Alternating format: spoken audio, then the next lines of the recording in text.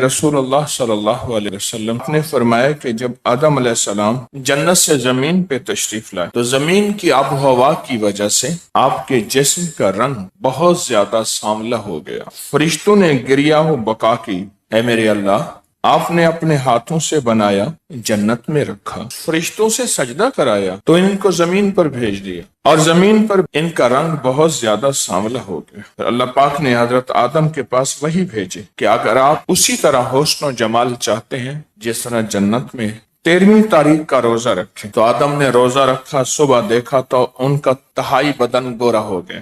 وہی بھیجی 14ویں کا روزہ رکھیں، تو انہوں نے 14ویں کو روزہ رکھا تو ان کا 2/3 بدن گورا ہو گیا۔ پھر اللہ نے وہی بھیجی، جب 15ویں کا روزہ رکھا تو ان کا سارا بدن گورا ہو گیا۔ اسے ایام 20 کہتے ہیں، اور یہ روایت بیان کی ہے غنیۃ الطالبین میں حضرت پیران پیر شیخ عبد القادر جیلانی رحمۃ اللہ علیہ۔